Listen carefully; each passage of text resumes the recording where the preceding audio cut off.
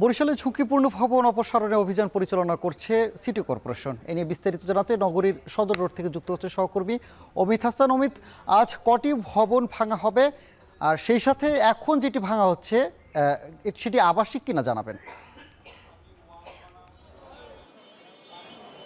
একটু জানিয়ে রাখি সানি, যে বরিশাল সিটি কর্পোরেশন নগরীর যে ঝুঁকিপূর্ণ ভবনগুলো রয়েছে সেগুলো অপসারণের উদ্যোগ নিয়েছে এবং সেই প্রেক্ষিতে বেশ কয়েকদিন ধরেই তারা কিন্তু ধাপে ধাপে বিভিন্ন ধরনের ভবন যেগুলো ঝুঁকিপূর্ণ অবস্থায় রয়েছে সেগুলো ভেঙে ফেলার কার্যক্রম পরিচালনা করা হচ্ছে। এবং আজকে সদর রোডের এই যে সাকুর ম্যানশনের যে ভবনটি রয়েছে সেটি তারা ভেঙে ফেলছে এবং সিটি কর্পোরেশন বলছে যে 2013 সাল থেকেই ধাপে ধাপে আসলে যারা যে ঝুঁকিপূর্ণ ভবনগুলো রয়েছে বরিশালে তাদেরকে চিঠি দেওয়া হচ্ছে। তবে যে ভাড়াটিয়ারা থাকতো সেই ভাড়াটিয়ারা আসলে সরতে নারাজ ছিলেন, তারা বিভিন্ন সময় মামলাও করেছেন এখান থেকে না সরার জন্য। অবশ্য সেক্ষেত্রে যে দুদক থেকেও কিন্তু তাদেরকে আসলে সিটি কর্পোরেশনকে বলা হচ্ছিল যে ঝুঁকিপূর্ণ ভবনগুলো কেন ভাঙা হচ্ছে না, সেই প্রেক্ষিতেই কিন্তু তারা পর্যায়ক্রমে বিভিন্ন যে ঝুঁকিপূর্ণ ভবনগুলো রয়েছে সেগুলো ভেঙে ফেলার উদ্যোগ নিয়েছে। তো এই যে সদর রোডের যে ভবনটি ভাঙা হচ্ছে এর নিচে 3টি দোকান ছিল, ওষুধের দোকান বিশেষ করে, এবং উপরে দোতলায় যে